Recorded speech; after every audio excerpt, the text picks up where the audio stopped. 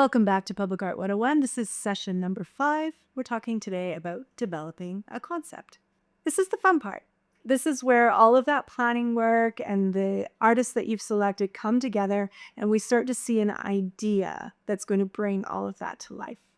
So basically, the concept development report is the opportunity for the artist to share with you what they propose to do within the restrictions of the project that you've outlined for them. So within the budget, within the timeline, within the materiality, within the site, all of that stuff lends itself to this final report that they're going to take to you for approval before they move forward into fabrication. It's one of these checkpoints. It's that opportunity for your project team to make sure that the project is on track, and it's super exciting to see the artist's idea come to life for the first time. So let's talk about this in a little bit more detail so that you know what you need. The first thing we'll go through is what actually is a concept. Then we'll go through the concept checklist to make sure that it has all the things that you need to approve before you go forward. We're going to talk about when to do community engagement in that process because it can be variable. And we're going to address when or when not a detailed design might be required. And then we're going to do that same thing we've been talking about all along, which is we're going to think about the end of the project from the beginning. So part of the concept is really understanding what the lifespan of this work is and what we're going to do at the end of its lifespan.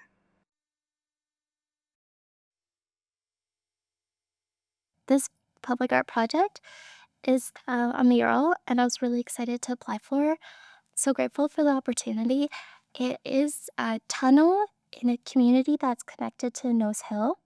The tunnels are dark and could be scary, and there's a lot of different age groups, and they wanted something brighter and more joyful. So I was thinking about what's important to me and what's important to the people before me, and I felt like that connection was plants and flowers. I think for survival and ceremony and just spiritual reasons, like they were just so connected to living from the plants and flowers.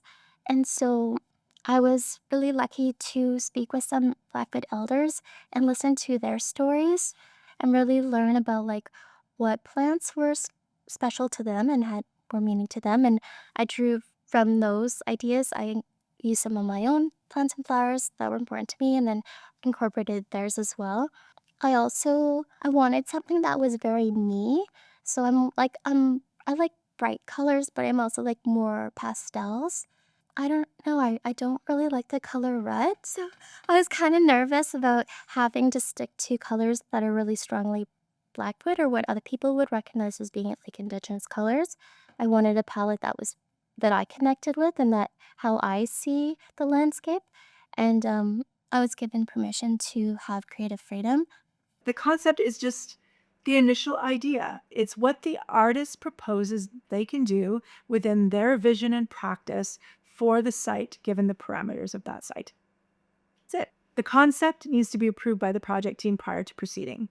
That's just that checkpoint to make sure that the project is actually meeting the goals that were outlined. It's a little bit of engagement because your project team is made up of members of the community, informed members who understand what's needed for the project, diverse perspectives, so they all get the chance early on to look at the project and express any concerns, whether or not it needs to go forward.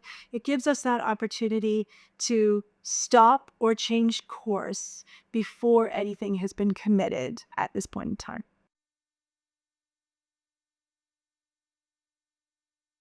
So the concept checklist needs to have enough information in it that it can provide an informed decision to the project team before moving forward. So that includes things like a written description of the concept, a specific location for the art, maybe with a map. If possible, a lot of mock-ups will include what the art will look like on the actual site. This is really important. So sometimes the site is specific, but sometimes it's general.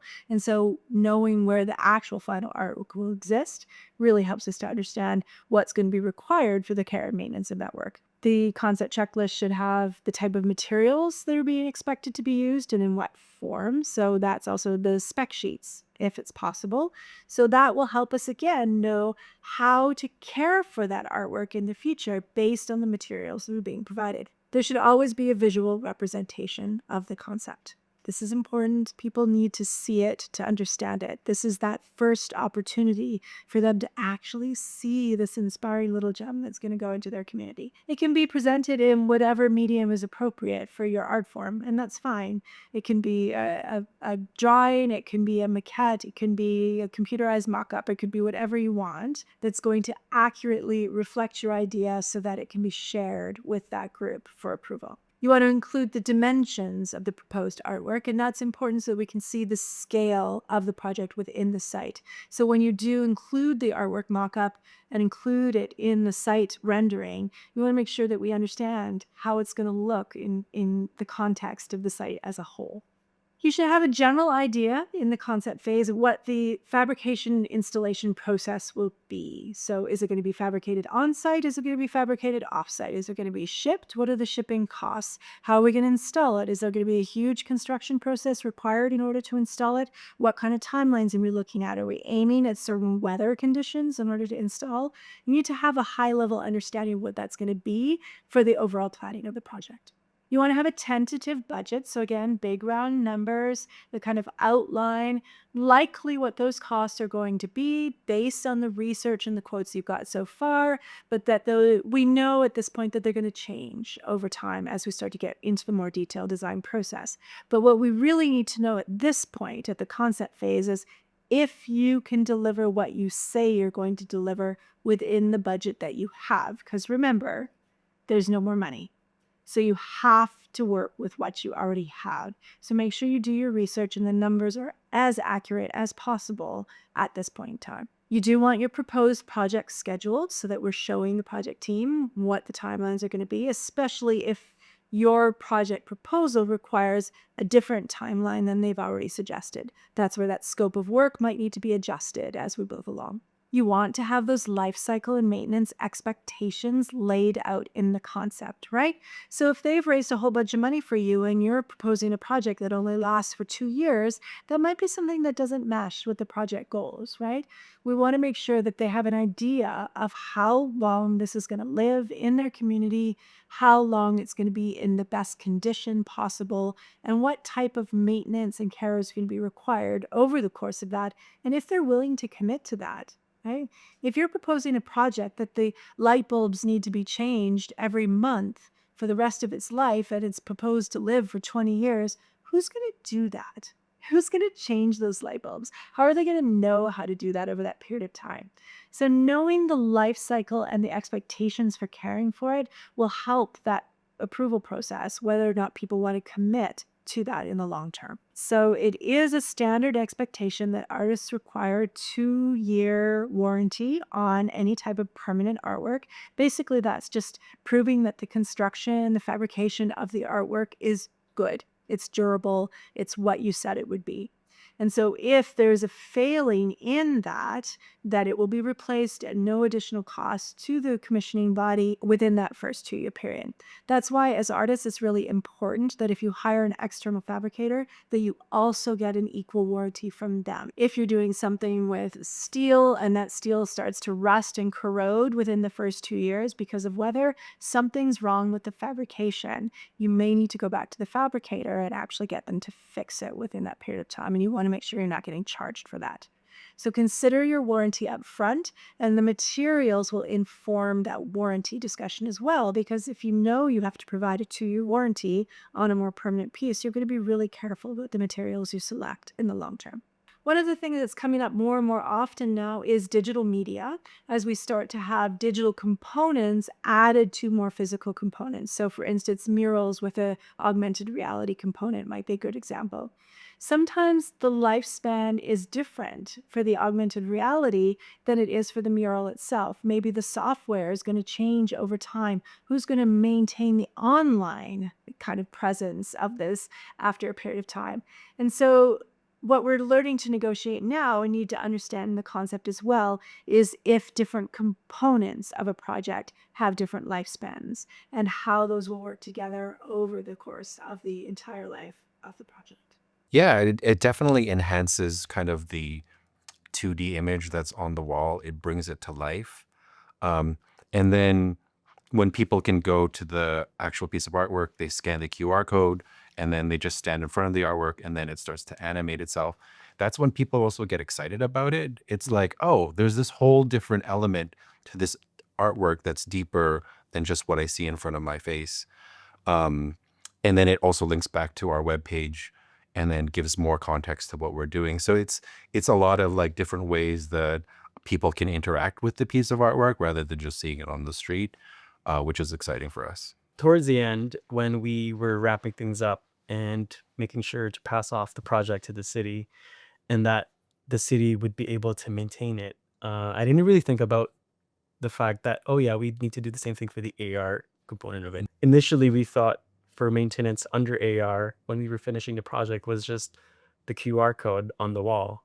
Because we thought, okay, yeah, like the city just wants to make sure that the QR code is going to stay there for a few years and it doesn't go away. But it was a little bit more technical than that, which is great. So who gets to approve the concept? Well, it should be your project team, of course. So these are the people who laid out those objectives way back at the beginning. These are the people who get to say, yes, this meets those objectives, or no, it doesn't. But generally in the concept approval, you want to have a little bit more than that as well. It's a great checkpoint within the community to have that kind of engagement piece where you involve some more voices and some diverse perspectives about whether or not this concept is a good one. And so sometimes it can bring in the selection panel again, and the selection panel can take a look at that concept and decide whether or not it's what they had in mind when they selected that artist, provide any feedback. Again, trying to make that feedback on an objective criteria. Some groups now are moving to more of a community engagement model where a community actually gets the chance to approve a concept. There's more of like a community presentation and that opportunity for the community to provide feedback. That can be really effective as far as an engagement tool, as long as the artist is protected in that process. Communities can be a little bit of a wild card sometimes, and you never quite know what kind of feedback you're going to get. And we want to make sure that an artist who's put time and energy and effort and research into an artwork is protected when they're in the public realm and they're not being exposed to any kind of negativity that's going to be harmful for them. Yeah, so I was brought onto the project. I was selected from a jury, of course, and then a large component of the project was going to be community engagement. Um, Both with, Chinatown community members and business owners and occupants, as well as with the First Nations elders that would help inform the design. So, all of the engagement, went quite well, and I would try to ask the right questions, try to find, especially like what people definitely like did not want to see, which is maybe is more important than hearing what they do want to see, I think. Um, but yeah, there was an issue once we on the tail end of the engagement where I was speaking with the seniors in the community, which is like a very like crucial population for especially like the Chinatown community. And it became apparent that this was not necessarily the right way to move forward because it was originally a ground mural and there were some cultural issues and conflicts there. So it was myself that was coming back to the people that were involved with the project and making the case for changing the concept and how this would really be displayed in the end. Yeah, and so from there we transitioned to looking for more kind of spaces for murals. And there were difficulties with that as well. As I mentioned, there was some hesitation around murals. There were I think it is also like the feeling that that's so permanent that I think installing the piece is almost more like signage. There's maybe less of that. So we did make that transition to this idea of aluminum composites that would have this vinyl wrap.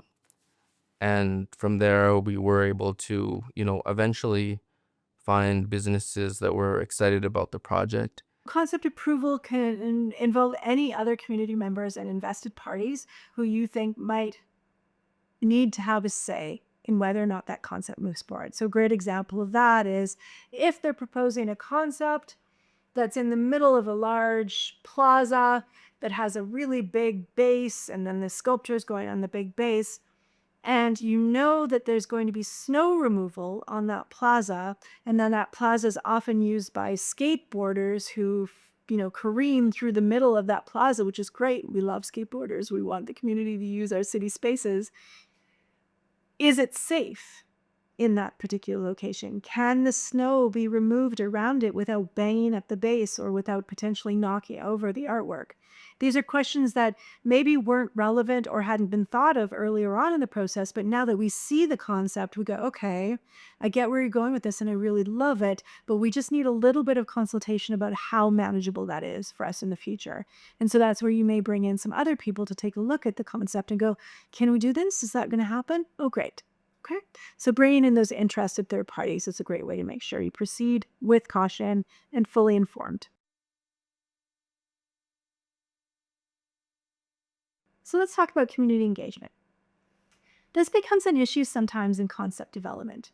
So generally speaking, if a group wants community engagement, they often do it early in the process. They engage the community almost as a part of the research phase of the project, and the artist will then take that community engagement in whatever form it comes in, and they'll use those ideas to inform the concept that they are then going to go away and deliver. Right? That would be kind of a standard process. And we're going to talk a lot more about community engagement in some of the later sessions, but how to do that effectively and the different ways that you can do engagement as part of an art project.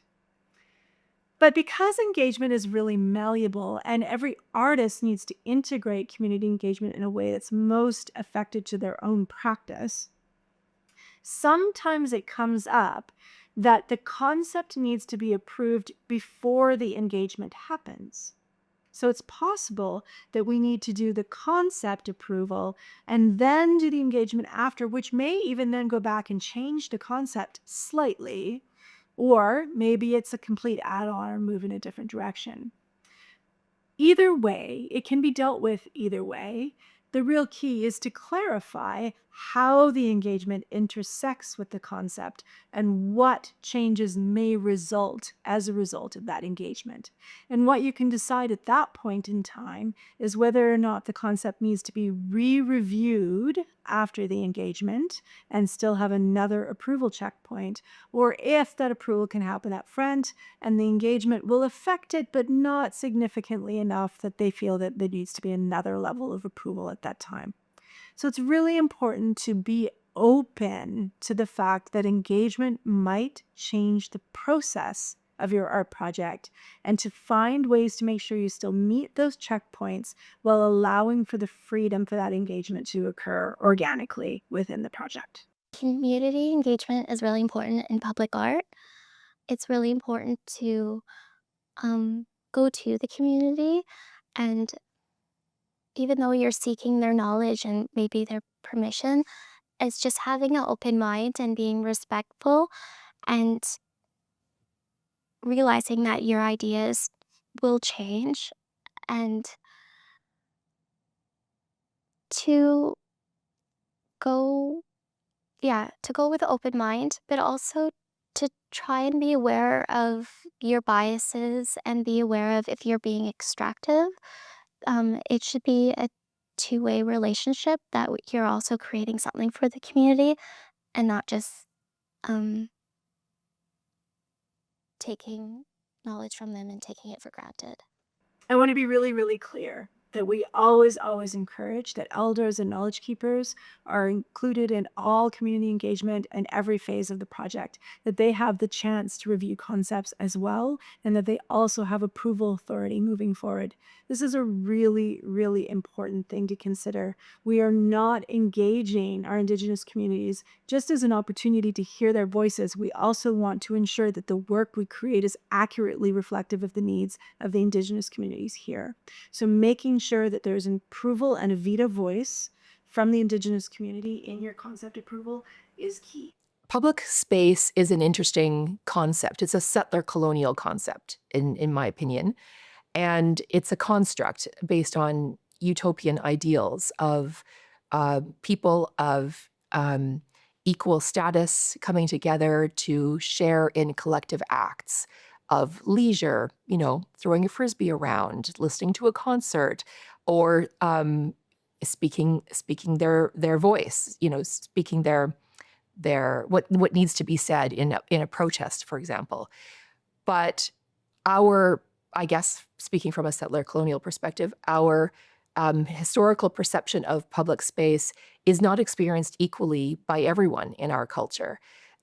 Those who are not from a dominant culture do not experience public space, I'm told, in the same way. It can be a space that's threatening, a space that can be ripe with racial profiling and threats of danger.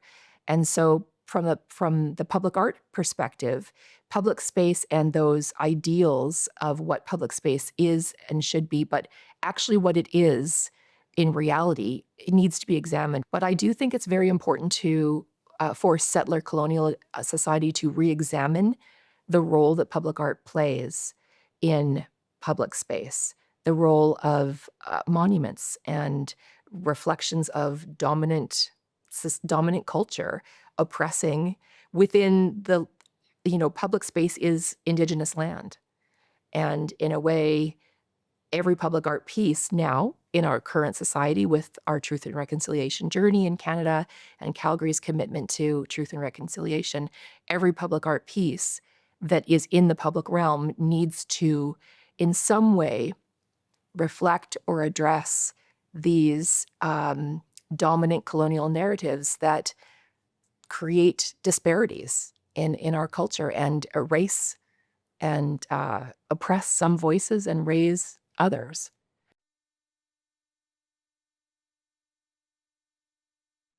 Detailed design may or may not be required post-concept. There's always a certain level of detail that is required after the concept has been approved. Even if it's a 2D artwork like a mural or a utility box, we still need to know what products are being used, how they're going to stand up over time, what the most effective way to clean and maintain them are. Those are all details that we need in moving forward with the project. But a true detailed design phase, which would happen after a concept is approved, is all of the infinite and specific details that tell us how we're going to take this beautiful concept idea and make it step by step into a reality that will last as long as possible in the public realm, keeping the public safe. So let's make a beautiful artwork, but the detailed design process, particularly once you start to get to something that's 3D, or even murals that are attached by bolts because there may be a removable panel, anytime you start to add an element that actually changes the foundation or the structure of something in any way whatsoever, even as simple as a screw, detailed design is required. Sometimes that involves things like historical analysis of a building, understanding even if you can screw into things. Sometimes there's some weatherproofing required. There's certain materials that can only be used. These are all elements of the detailed design. So you need to understand post-concept when you might need to lead into the detailed design process. And we're going to talk in a little bit more detail about detailed design in a future session. Concept, detailed design, fabrication. They go in order. So your concept is your idea. It's saying, here's what I can do with the money that you provided me given the restrictions of this site. Detailed design is step by step exactly how we are going to make that reality. Fabrication is when you start to actually build it. Fabrication is the most expensive part of a public art project. So getting approvals in place, making sure that everything is appropriately laid out, it's good to go, everybody's okay with it, is integral before you move into fabrication so that you make sure that what you build works for everybody who needs to take care of it.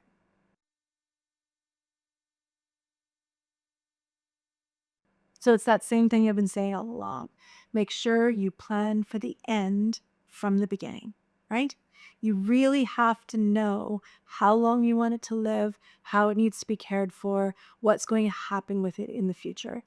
This is important for budget. It's important for care and maintenance. It's important for ownership. It's important just for copyright and moral rights. It's important for understanding how this living piece of our community is going to continue to be a part of the community in the future.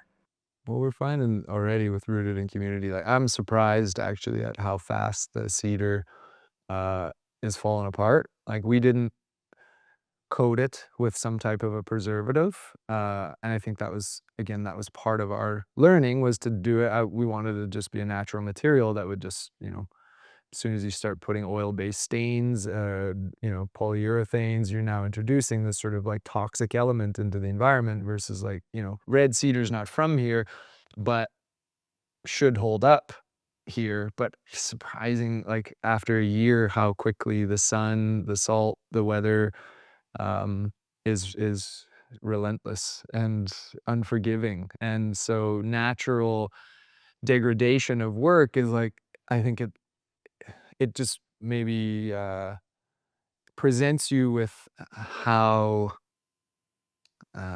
everything's changing maybe more quickly than you even realize. That the idea of like preserving something or wanting that all of that work that we put into the project to last a little bit longer for the community to enjoy or to have these sort of pieces might not work with that model that to let things age in place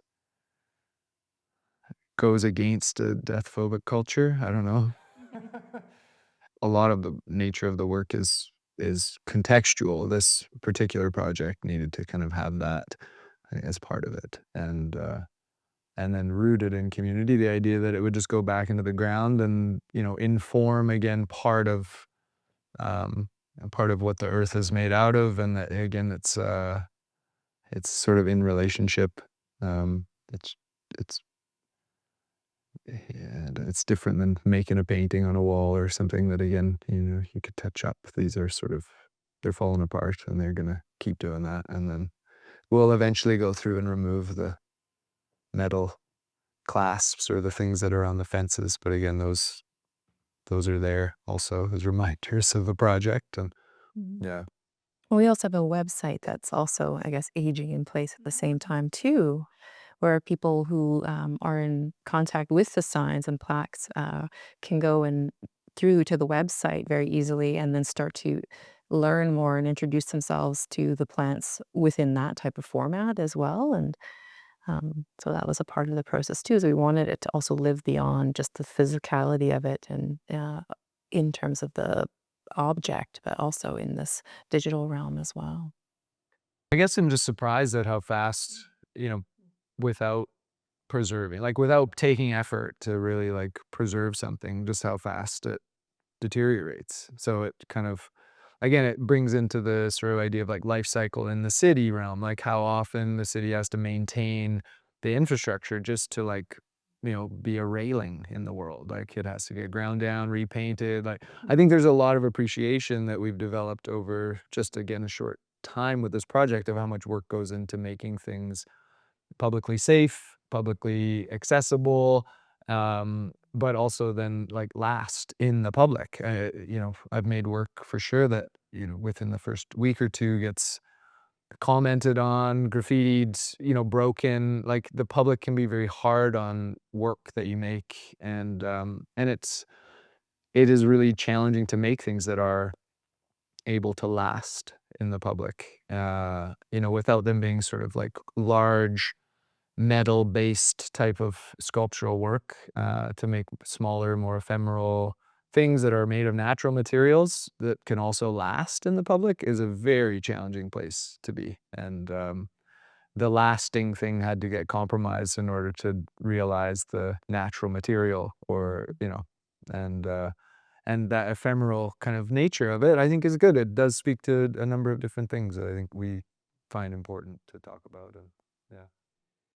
Well, first of all, I think it's important for the artist that their work remains something that they would be proud of and continues to achieve or deliver the intention that they envisioned for it from the outset. That's really important for the artist and for their careers. It's important for the community. We all enjoy these spaces. These artworks have an impact in our lives. So keeping them resilient and ensuring that they can live on in that way is really important. It shapes our collective cultural identity, and we want to take care of it and look after it and protect it. So now you know a little bit more about how to develop a concept and make sure that that concept meets all of the needs of a project before you move forward. Stay with us for our next session, session number 6. We're going to be delving into community engagement.